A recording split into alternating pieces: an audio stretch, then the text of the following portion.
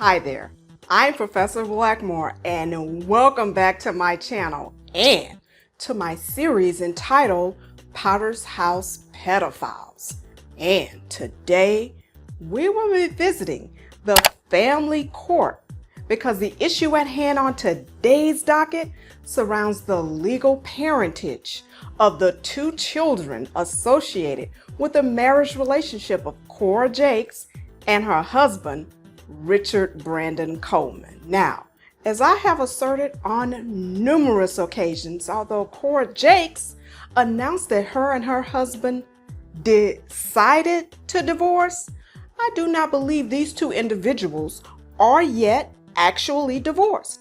And I'm not going to get off into this subject because I've done an entire video on why, in my professional opinion, as an attorney of over 20 years, that I'm over 95% sure there is no divorce that has even been filed as of yet. And now you can understand why those Potter's House church people will want to make you think that Cora and her husband are actually divorced, because if her husband is found guilty of sexual assault charges as alleged in the indictment perpetrated on their daughter, the Potter's House Church could have legal exposure for having Cora's husband on the church payroll hanging around people's children in their children's church ministry. And I'm sure you will agree that you have not heard Cora Jakes definitively state that she has actually filed a divorce petition and/or that a judge has signed a divorce decree.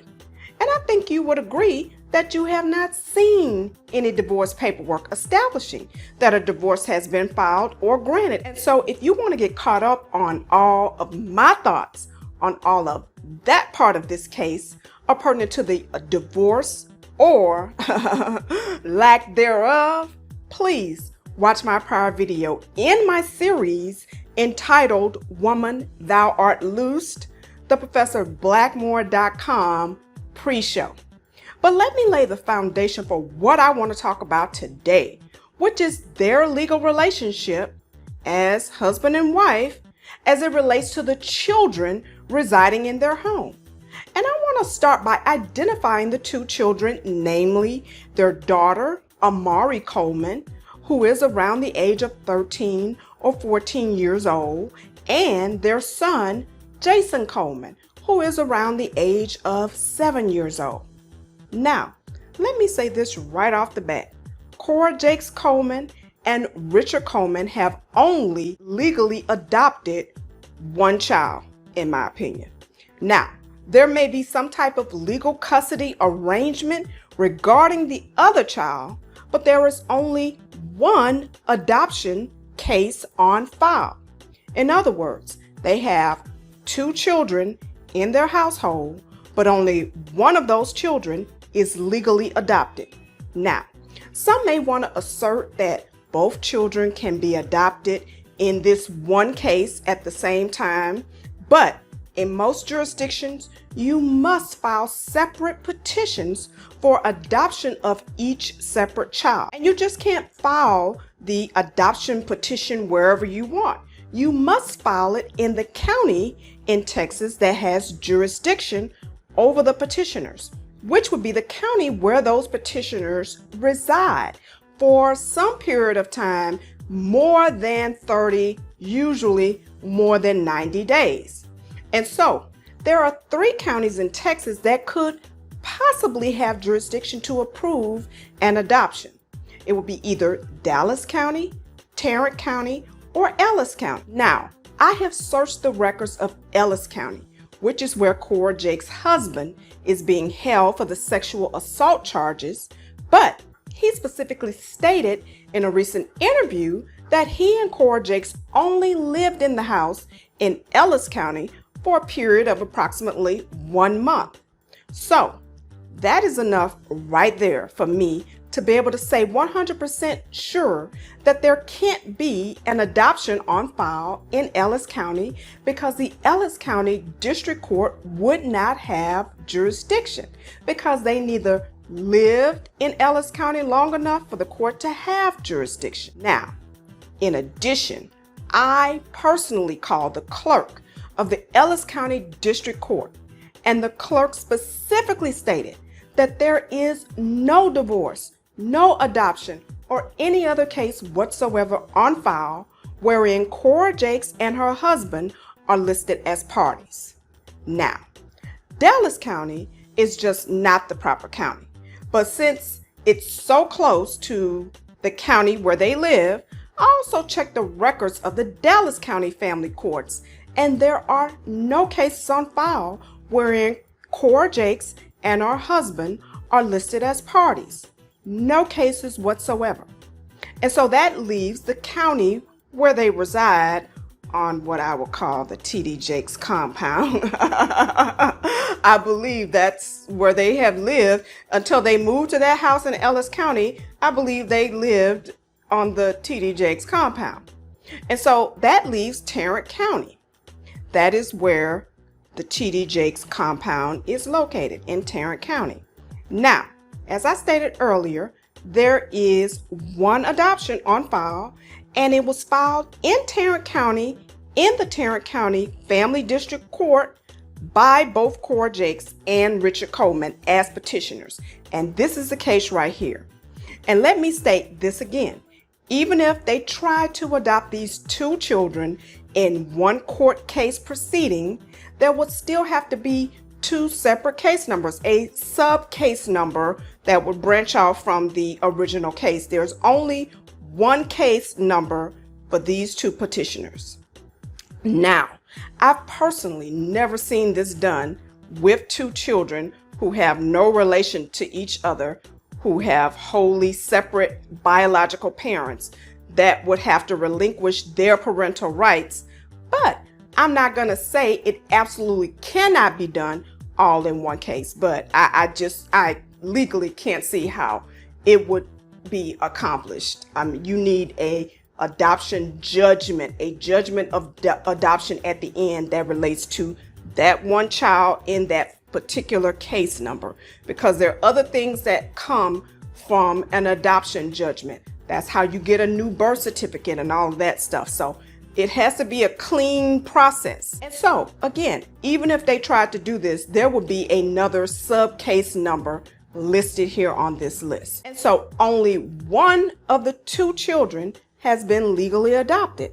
Now, there is one other case in which Richard Coleman is listed here on this list as a party, but that is a paternity suit filed by a woman living in Georgia against Richard Coleman. And if you want to find out all about that, about that hot tea, you can watch my prior video in my Potter's House pedophile series.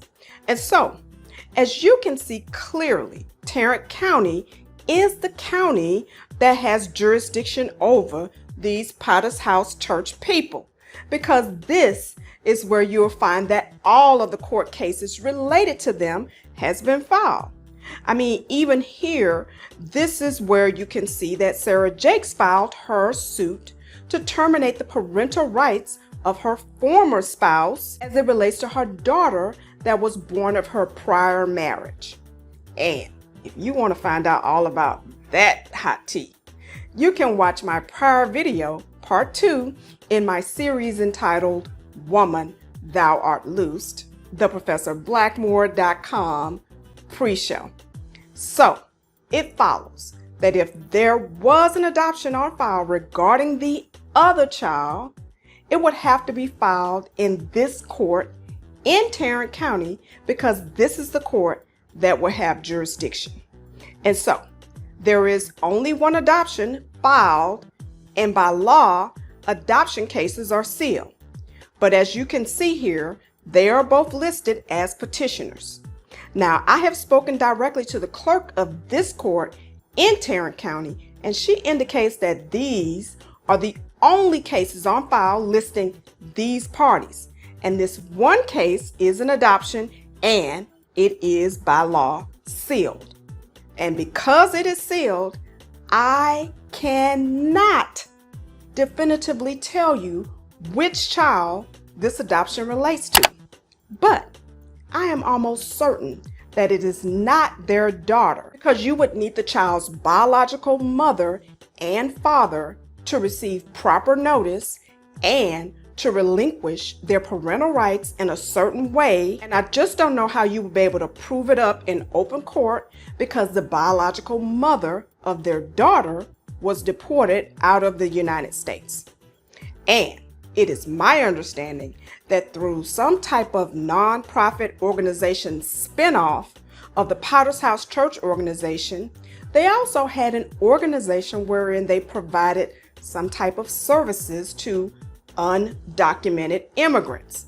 And that is how Cora and her husband became connected with their daughter and their daughter's biological mother.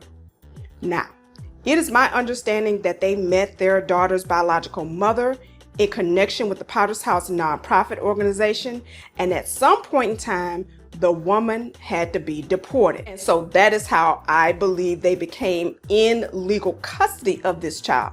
But I really believe that this child is not the daughter, is not legally adopted. So again, I cannot say which child is actually adopted, but this is what I will say about adoptions. It's not a phony transaction, especially in Texas. I've done a couple myself. It is a very, very intensive process. I don't know of any that I've ever done that I've been able to complete in less than a year. It takes a lot of checking and rechecking. There are so many attorneys involved. Everybody involved is background checked for everything. There are attorneys appointed by the court to certify everything and that every check was completed. Your psychological evaluations are conducted, safety training. The court checks and double checks that the biological parents, both the mother and the father, have been notified, and or that every legal effort was made to contact them, and that they have voluntarily relinquished their parental rights. So, if this adoption that is on file in Tarrant County relates to Cora's son, then it would be my opinion that she did not steal the child. An actual legal adoption ending in an adjudication and decreed judgment of adoption would not just be based on the biological mother signing away her rights to the child in some document. It is an extensive process in which the court would appoint an attorney to actually find the biological parents. An attorney is appointed for each biological parent. And so an attorney would have been appointed by the court to make actual contact with the biological mother and establish to the court that that biological mother did in fact relinquish her parental rights, and she would have had to have proved it up, most assuredly by live testimony in open court to the judge's satisfaction, asserting that she was not illegally coerced. And if the judge felt that there was anything fishy, the adoption would not have been allowed to go forward.